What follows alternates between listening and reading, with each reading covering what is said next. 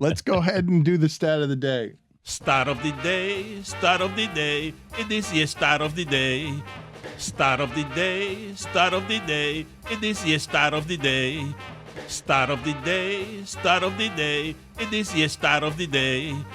Start of the day, start of the day. It is the start of the day.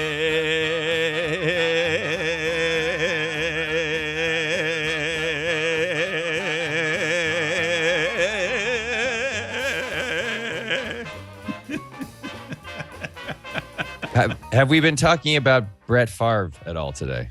I was just going to ask you about him, actually. I really was. It was going to be my first question when you were done with Stat of the Day. Him well, now guess just what? rummaging through welfare funds to build volleyball stuff for his daughter is just unbelievable. First of all, let's credit Anna Wolf and the other journalists at Mississippi Today who have been on the story for like 2.5 years. So it now appears that in addition to sexually harassing Jen Sturger until she was driven away from the New York Jets and getting paid $1 million for essentially a no-show job, that legendary gunslinger Brett Favre and the former governor of Mississippi, Phil Bryant, conspired to pay him $5 million out of the state's welfare funds to build a new volleyball stadium at the University of Southern Miss, where, weirdly, coincidentally, Favre's daughter happened to be playing volleyball. But listen, I'm not Billy Corbin, okay? I'm here to talk stats. And I want to give you some Brett Favre. I want to give you some Brett Favre stats. Brett Favre is the all-time NFL leader in both interceptions with 336 and fumbles with 166. He had 502 turnovers in only 302 games. Now, granted, he didn't lose all those fumbles, but he still fumbled 166 times.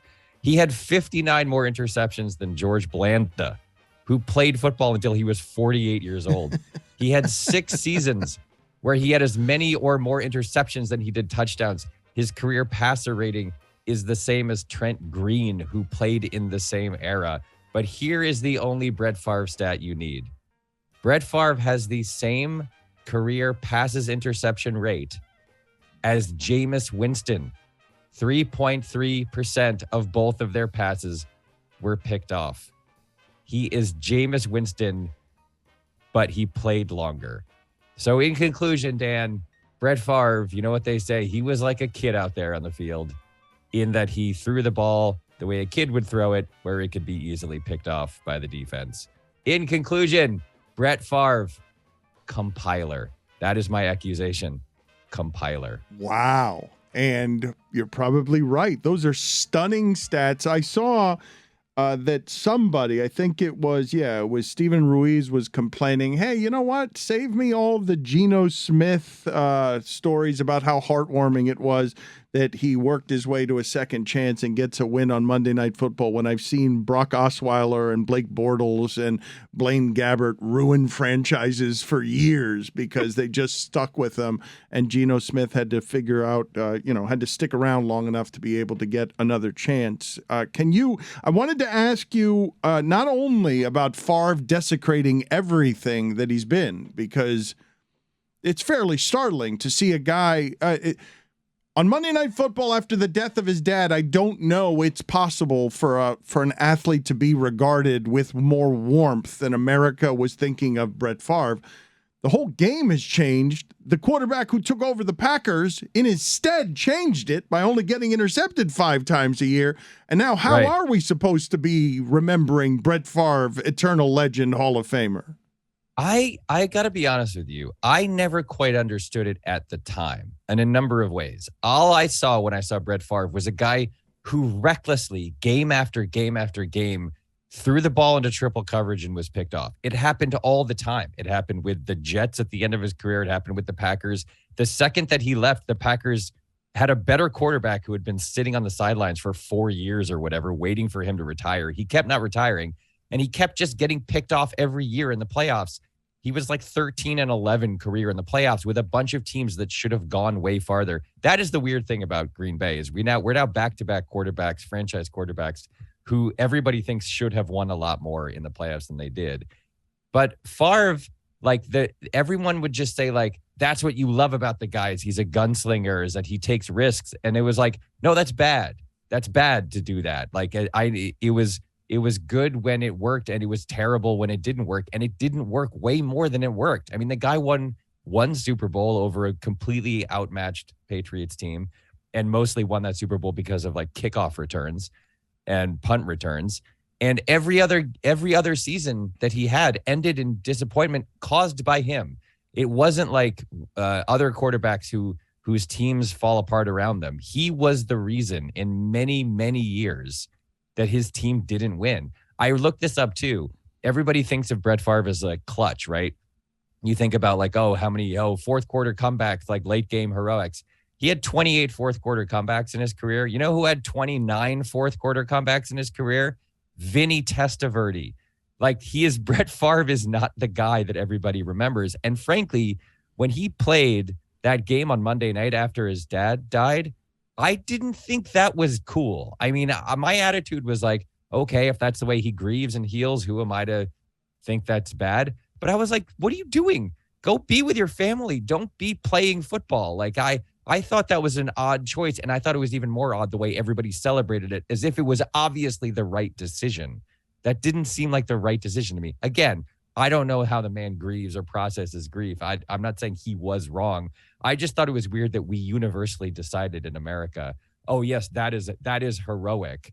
It didn't seem heroic to me. It seemed weird and like a sad thing to do. Oh, it fits so well, though, in all of the sports stuff and escapism that we do. What do you do with Lamar Jackson, given that his record, and we still do this today, winning at that position, except if you're Lamar Jackson, is the measurement of how good you are.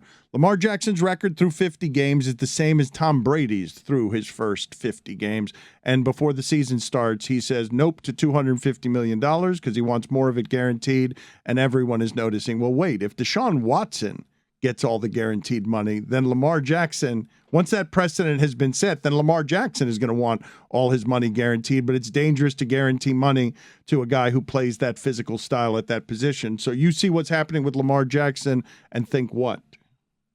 I think he deserves to be paid all of the money that he wants to be paid, given how good he is and how good he's been as a quarterback. I further think that if like Jimmy Garoppolo is getting paid whatever he's getting paid to back up whoever he's backing up now, and if Jimmy Garoppolo gets hurt as he does all the time, that the fact that Lamar Jackson is a mobile quarterback and has like higher injury risk, Jimmy Garoppolo, all these guys get injured. Everybody gets injured. And the NFL Players Union, if it were a better union and they had more sort of willingness to fight back and just went on strike every year, I think they should be wildcat striking every year, like on the Saturday before the first game of the season.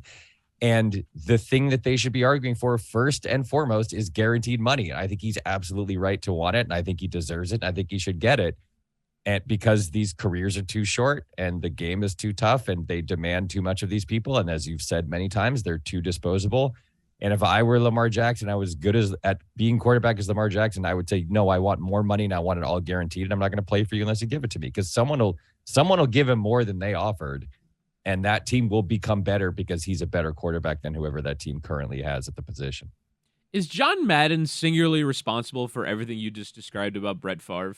I think he's a huge factor. Yes, I think that the entire country was enthralled by John Madden, and I think John Madden was enthralled by Brett Favre, and the way that John Madden said Brett Favre in that weird voice that he had, and his like manly, rugged, barrel-chested tones, and the fact that Favre was constantly playing in those games, I think that John Madden was a huge factor in everyone deciding that Brett Favre was actually great, and in fact he was wildly overrated. I'm so glad that Brett Favre has been exposed as a person who stole $5 million in welfare money from the state of Mississippi to build a volleyball stadium, because it's allowing me to grind an axe I've had for so long about how overrated that guy was. A second such crime by Brett Favre where he just steals from poor people. It's not even the first of these. It's not. He was given like $500,000 or maybe $1 million. It's unclear, to do like some ads for the Tourism Bureau or something, which he maybe did, but maybe didn't really do. The funniest thing is this text that came out. You should all go look it up if you haven't already. Yes. The text is like, there's a text from him to someone involved in this scandal where he says, "Hey, let me ask you a question. If you pay me, will the media ever find out where the money's coming from?" And they're like, no, don't worry about it. And I put this on Twitter yesterday, but if you're ever in the position where you're texting a government official and saying like, "Hey, if you give me public money, will anyone ever know where it came from?" You're doing something wrong with your life. And Also, this guy, don't this text is like, that. Yeah, don't text it. Yeah, how Paper dumb trail. do you have to be? All of these people recently, there's been this major trend of people putting their crimes in writing, which I guess, thank you for making it easy. But this is strike like 7 for Brett Favre. Like, I don't know that anyone has ever, after his career has ended, squandered more goodwill than Brett Favre has. Maybe Schilling. Okay, O.J. Simpson. That's fair. I'm now wondering if Mike has like this secret list of other people in sports who bothered Yes. him, who like Yes. would New segment. conveniently Grind New some segment. axes. Grind It'd some be axes. great if New they segment. conveniently had a downfall so he could publicly come after them. That would be great. If I mean, I'm not going to say who they are. If another one of these people gets involved in a scandal, I will come on and just. How many grind of them away, wore baby. pinstripes professionally? Not a crazy amount, probably like 120. Okay, I can't wait to discover these over time.